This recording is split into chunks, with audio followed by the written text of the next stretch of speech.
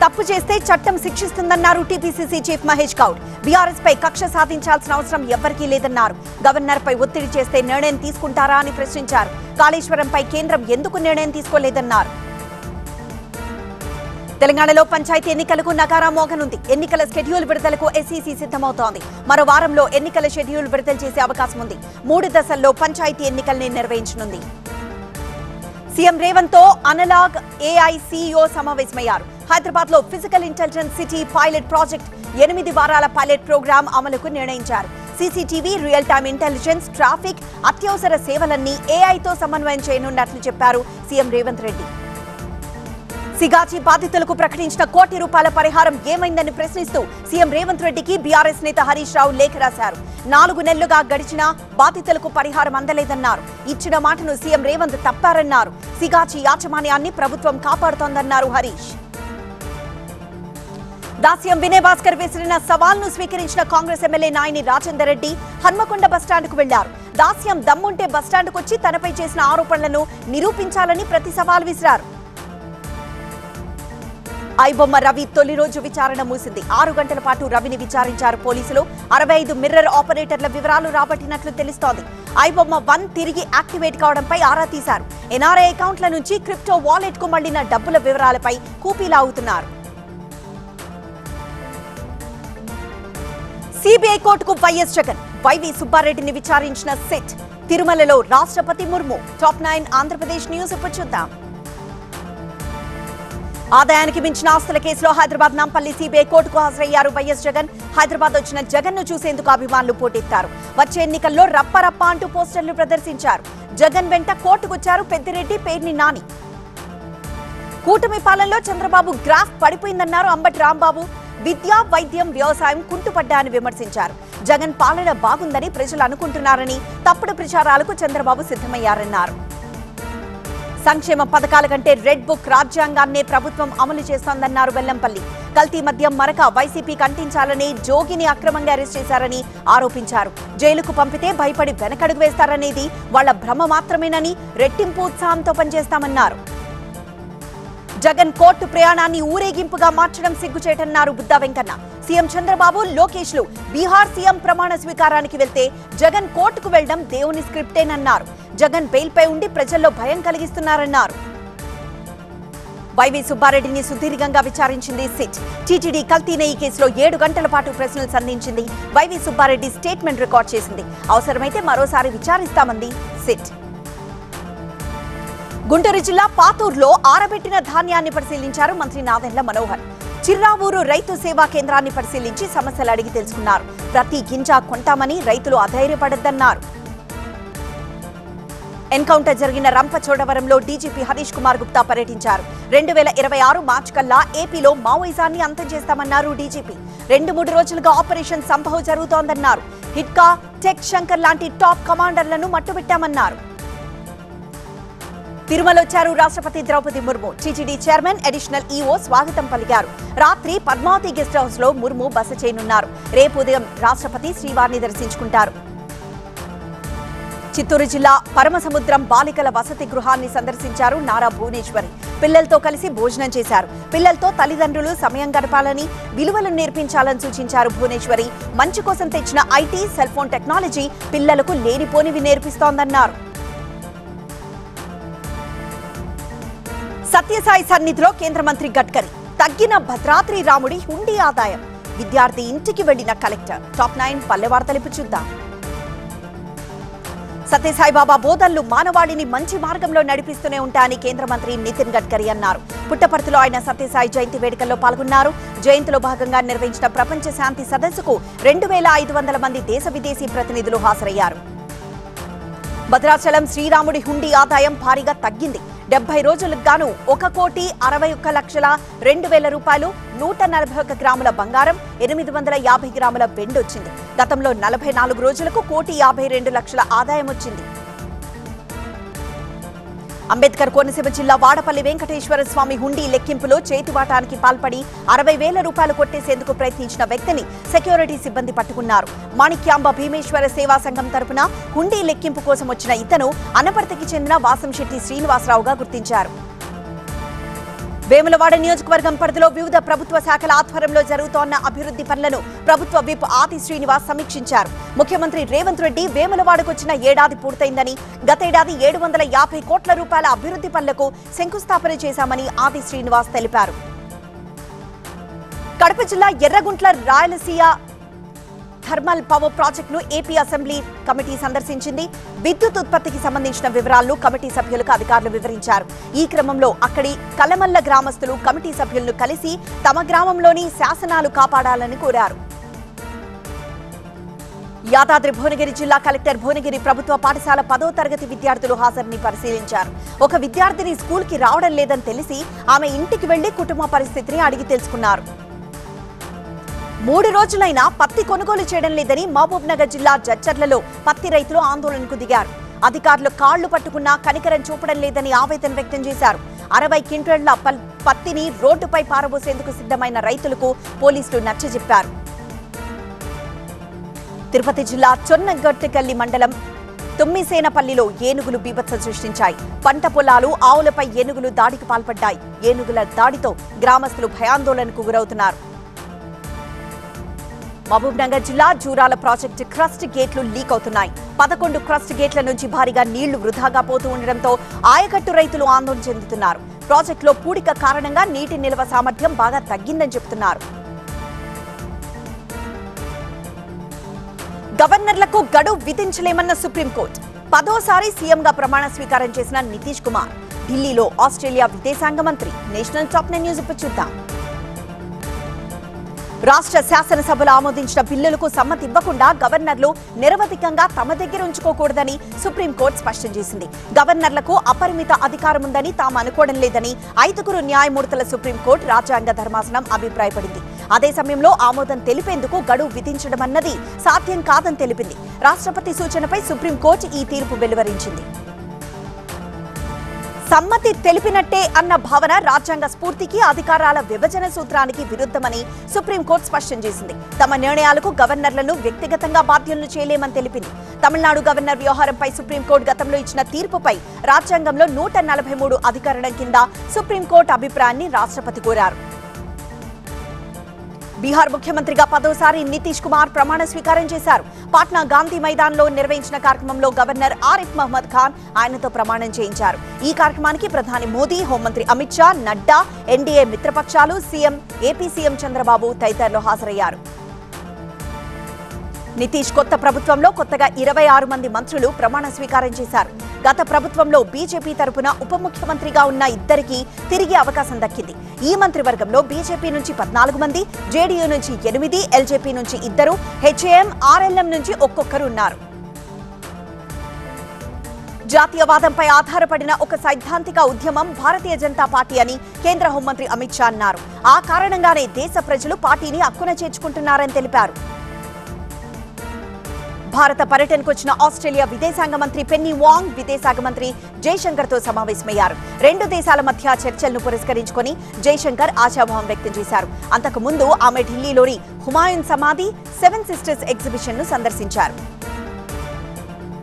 అంతర్జాతీయ భద్రతా వాతావరణం సవాళ్లతో కూడుకునుందని, హిందూ మహాసముద్ర పరిధిలో రక్షణ, భద్రత, స్థిరత్వం కోసం ఈ ప్రాంత దేశాలన్నీ కలిసికట్టుగా పనిచేయాలని జాతీయ భద్రతా సలహాదారు అజిత్ దోవల్ పిలుపునిచ్చారు. ఢిల్లీలో జరిగిన 7వ కొలంబో సెక్యూరిటీ కాంక్లేవ్ లో ఆయన మాట్లాడారు. బెంగాల్లో నిర్వహిస్తున్న ఎస్ఐఆర్ ను ఆపేయాలని కోరుతూ ప్రధాన ఎన్నికల కమిషనర్ జ్ఞానేష్ కుమార్ కు బెంగాల్ సీఎం మమతా బెనర్జీ లేఖ రాశారు.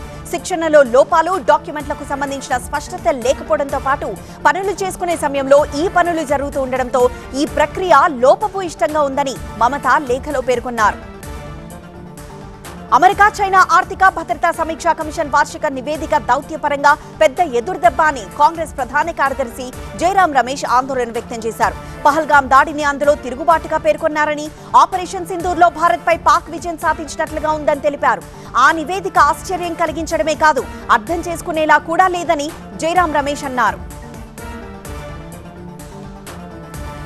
గిరిజనురాలైనందుకు గర్వపడుతున్నానన్న రాష్ట్రపతి. గోవాలో ఫిల్మోత్సవ్ ప్రారంభం. వచ్చే నెల తిరిగి ప్రచారం ప్రారంభించనున్న విజయ్. మెట్రో టాప్ 9 న్యూస్ ఇప్పుడు చూద్దాం. భారతదేశ చరిత్రలో గిరిజన సమూహాలు అందించిన తోడ్పాటు ఒక ఘనమైన అధ్యాయమని రాష్ట్రపతి ద్రౌపది ముర్ము అన్నారు. గిరిజనుల అభ్యున్నతి భారత ప్రభుత్వ ప్రాధాన్యత అని తెలిపారు. ఛత్తీస్గఢ్ అంబికాపూర్లో జనజాతీయ గౌరవ దివస్ కార్యక్రమంలో రాష్ట్రపతి పాల్గొన్నారు. తాను గిరిజనురాల్ని కావడం గర్వంగా భావిస్తున్నానని రాష్ట్రపతి అన్నారు. గోవాలో 56వ international film festival of India ప్రారంభమైంది. గోవా ముఖ్యమంత్రి ప్రమోద్ సావంత్ ఈ వేడుకను లాంఛనంగా ప్రారంభించారు. తెలుగు నటుడు బాలకృష్ణ కూడా వేడుకకు హాజరయ్యారు. 9 రోజులు జరిగే ఈ ఫిల్మ్ ఫెస్టివల్లో 81 దేశాలకు చెందిన 240 మందికి పైగా సినిమాలు ప్రదర్శించనున్నారు. కేరళ రాజధాని తిరువనంతపురం పద్మనాభ స్వామి ఆలయంలో మురజపం లక్షదీపం వేడుక ప్రారంభమైంది. 6 ఏళ్లకోసారి 56 రోజుల పాటు వీటిని నిర్వహిస్తారు. ఈ వేడుకలను ప్రముఖ నటుడు రాణా ప్రారంభించారు. సంక్రాంతి రోజు నిర్వహించే లక్షదీపంతో ఇవి ముగుస్తాయి. తమిళగ వెట్రి కళగం పార్టీ అధినేత విజయ్ వచ్చే నెలలో తిరిగి ప్రచారాన్ని ప్రారంభించనున్నారు. అత్యంత జాగ్రత్తతో రూపొందించిన షెడ్యూల్లో ఆయన డిసెంబర్ 4న ప్రచార యాత్ర సేలం నుంచి శ్రీకారం చుట్టబోతున్నారు. సెప్టెంబర్ 27న కరూరు తొక్కిస్లాట ఘటన తర్వాత జనం ముందుకు విజయ్ రావడం ఇదే మొదటిసారవుతుంది. వచ్చే వారం నిర్వహించనున్న ధ్వజారోహణను పురస్కరించుకుని అయోధ్యలో భద్రతను కట్టుదిట్టం చేశారు. భద్రతా బలగాలు పెద్ద సంఖ్యలో ఆలయం చుట్టుపక్కల మోహరించారు. ఈ సందర్భంగా అయోధ్యలో పరిశుభ్రత కార్యక్రమాలు కూడా చేపట్టారు. ఈ నెల 25న నిర్వహించే ధ్వజ ప్రతిష్ఠ కార్యక్రమానికి ప్రధాని మోదీ హాజరవుతున్నారు. 22 అడుగుల పొడవు 11 అడుగుల వెడల్పుతో కూడిన ఈ ధ్వజాన్ని 161 అడుగుల ఎత్తున్న ఆలయ శిఖరంపై ఎగరేస్తారు. ఓట్ చోరీపై కాంగ్రెస్ నేతలు పంజాబ్లో సేకరించిన సంతకాల పత్రాలను ఢిల్లీలో పార్టీ ప్రధాన కార్యదర్శి కేసీ వేణుగోపాల్కు అందజేశారు. ఓట్ చోరీ జరిగిన తీరును రాహుల్ గాంధీ దేశ ప్రజలకు స్పష్టంగా వివరించారని పంజాబ్ కాంగ్రెస్ నేతలు తెలిపారు. వీధి వీధి తిరిగి తాము 26 లక్షల సంతకాలు సేకరించామని వెల్లడించారు. ఓట్ చోరీకి వ్యతిరేకంగా హిమాచల్ ప్రదేశ్ రాజధాని షిమ్లాలో యువజన కాంగ్రెస్ కార్యకర్తలు నిరసన ప్రదర్శన చేపట్టారు.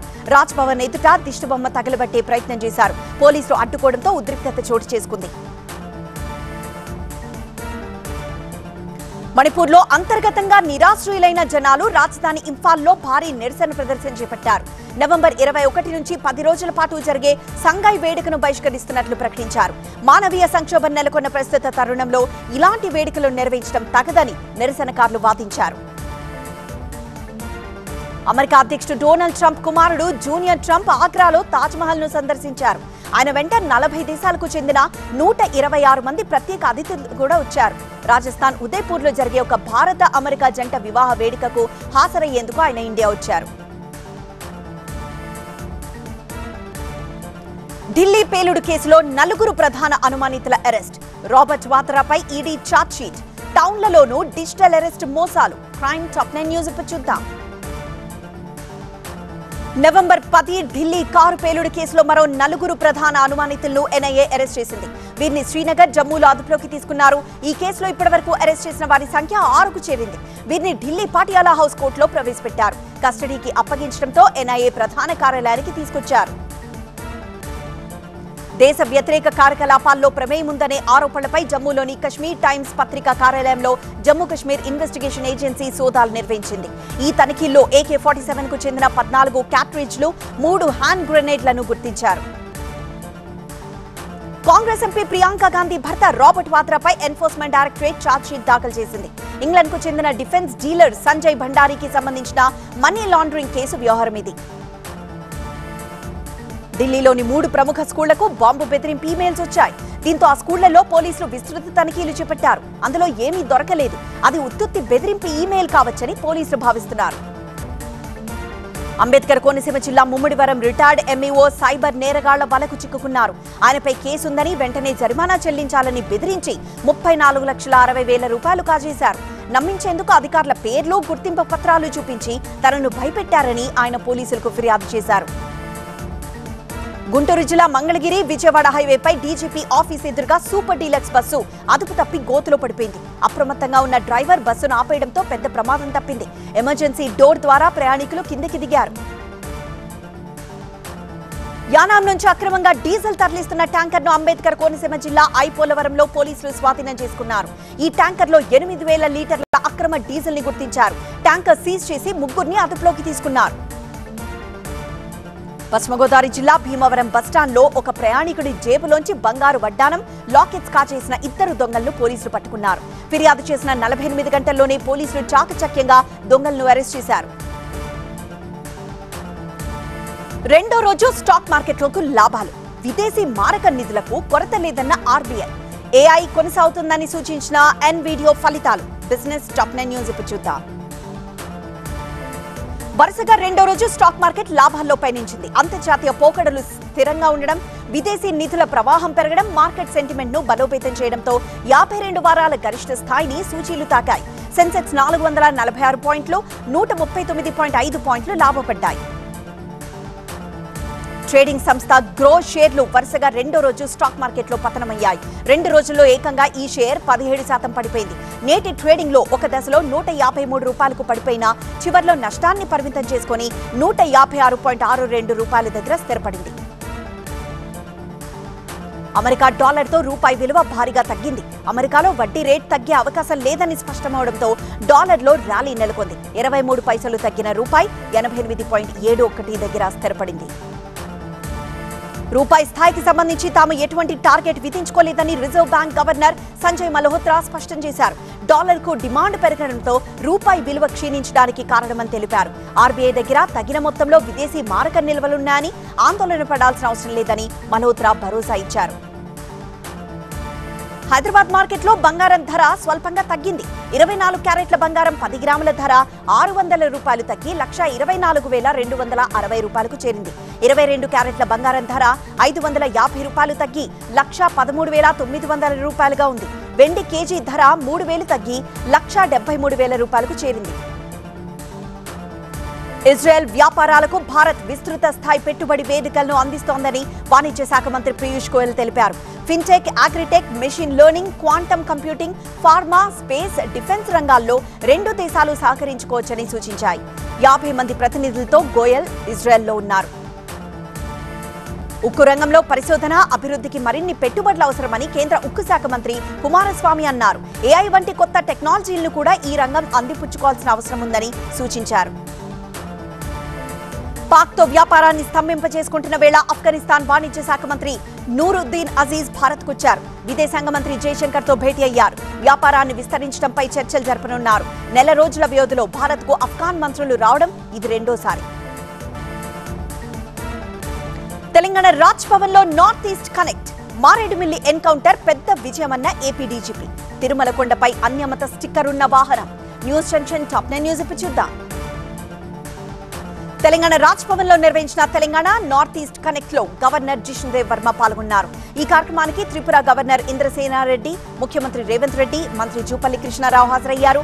ఈ సందర్భంగా 9 రాష్ట్రాల కళా బృందాలు ఇచ్చిన ప్రదర్శన ఆకట్టుకుంది. హైదరాబాద్ నెహ్రూ జూ పార్క్ లో 2 తెల్ల హంసలను ప్రజల సందర్శనార్థం ఎన్క్లోజర్ లో విడిచిపెట్టారు. ఈ జూకు 2010 నుంచి అడాప్టర్ గా ఉన్న ఎన్ఎస్ రామ్జీ తన తల్లిదండ్రుల పేరుతో ఈ 2 హంసలను బహుమతిగా ఇచ్చారు. తిరుమల కొండపై అన్యమత చిహ్నమున్న వాహనం రావడంపై టీటీడీ సీరియస్ అయింది. అలిపిరి తనిఖీ కేంద్రంలో నిర్లక్ష్యంగా వ్యవహరించిన కానిస్టేబుల్ వాసును విధుల నుంచి తొలగించి శాఖాపరమైన చర్యలకు టీటీడీ ఆదేశించింది. తమిళనాడుకు చెందిన ఆ వాహనంపై ఉన్న స్టిక్కర్ను విజిలెన్స్ సిబ్బంది తొలగించారు. జీతాలను ఉత్పత్తితో ముడిపెడుతూ ఇచ్చిన సర్క్యులర్ రద్దు చేయాలని డిమాండ్ చేస్తూ Visakha steel plant BC gate దగ్గర ఉక్కు పరిరక్షణ కమిటీ ధర్నా చేపట్టింది. ఆర్ఐఎన్ఎల్ ను సేల్లో విలీనం చేసి సొంత గనులు కేటాయించాలని కార్మికులు నినదించారు. వనపర్తిలో వాహన తనిఖీలో భాగంగా ఒక ఆటోను చూసిన ట్రాఫిక్ పోలీసులు షాక్ అయ్యారు. 4 కూర్చునే ఆటోలో ఏకంగా 18 మంది స్కూల్ పిల్లలను తరలిస్తూ ఉండడంతో డ్రైవర్ను అదుపులోకి తీసుకున్నారు. ఆటోపై కేసు నమోదు చేసి ఆర్టీఓలో అప్పగించారు. సుప్రీంకోర్టు ప్రధాన న్యాయమూర్తిగా జస్టిస్ బిఆర్ గవాయ్ పదవీ విరమణ చేస్తున్న సందర్భంగా సుప్రీంకోర్టు అడ్వకేట్స్ ఆన్ రికార్డ్ సంఘం ఆయనకు వీడ్కోలు కార్యక్రమం నిర్వహించింది.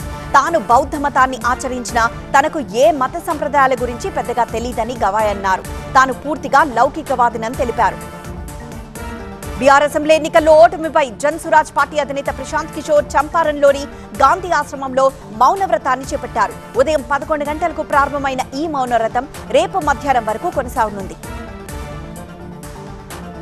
మధ్యప్రదేశ్లోని మహాకాళుడి సన్నిధి ఉజ్జయిని నుంచి ఓంకారేశ్వరుడు కొలువుదీరిన ఓంకారేశ్వర్ మధ్య హెలికాప్టర్ సర్వీస్ ప్రారంభమైంది. 20 నుంచి 40 నిమిషాల సేపు ఈ ప్రయాణం ఉంటుంది. ఒక రాష్ట్రం పరిధిలో హెలికాప్టర్ సర్వీస్ ప్రారంభించిన మొదటి రాష్ట్రంగా మధ్యప్రదేశ్ నిలుస్తోంది.